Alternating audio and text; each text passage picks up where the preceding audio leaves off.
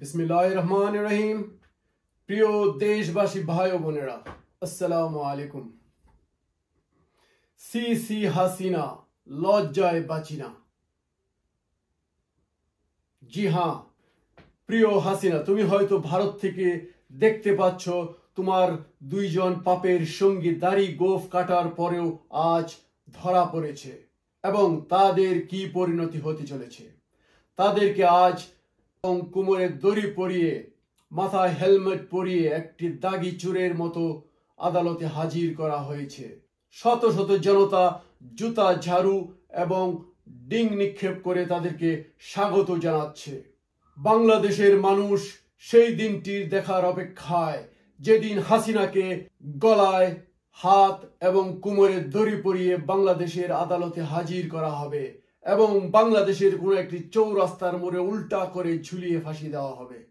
C C Hasina, তোমার এই দুইজন পাপের সঙ্গীরা যদি জানতে পারতো তুমি তাদেরকে ছেড়ে ভারতে পালিয়ে যাবে, হয়তো তারা তোমার আগেই বাংলাদেশ থেকে পালিয়ে যেত। কিন্তু তারা ভাবতেও পারেনি তুমি এভাবে কাপুরুষ মুজিবের মতো বাংলাদেশ থেকে পালিয়ে যাবে। এই সেই আইনমন্ত্রী যার অপকর্মে লক্ষ লক্ষ মানুষ মিথ্যা মামলায় জর্জরিত হয়ে নিঃশেষ হয়েছে। জেল, জুলুম, অবিচারে কত শত মানুষ মৃত্যুবরণ করেছে, তার কোনো হিসাবই নেই। এই সেই সালমান এফ রহমান, যিনি ছিলেন তোমার ক্যাশিয়ার কিংবা কোষাধ্যক্ষ।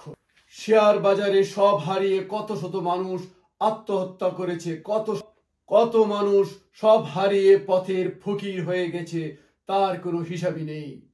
বাংলাদেশের ব্যাংকিং সেক্টরকে পঙ্গু করে দিয়ে দেশের সম্পদ লুটপাট করে এ হয়েছিল তোমার সেনাপতি এবং কোষাধার। সেও হয়তো ভাবেনি এত তাড়াতাড়ি তুমি বাংলাদেশ থেকে পালিয়ে যাবে।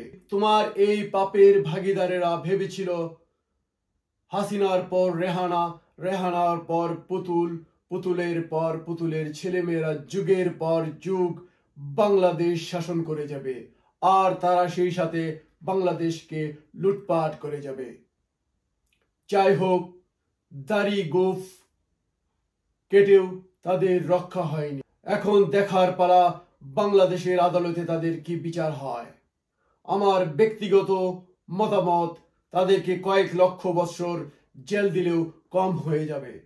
তাদের সবচাইতে বড় সাজা এবং সবচাইতে বড় প্রাপ্যতা হচ্ছে জনগণের কাছে তাদেরকে ছেড়ে দেওয়া। আমি আবারও বলবো, ছি ছি হাসিনা, লজ্জায় বাঁচি না। দাড়ি গোঁফ ছাড়া দরবেশ, সঠিক পথে বাংলাদেশ।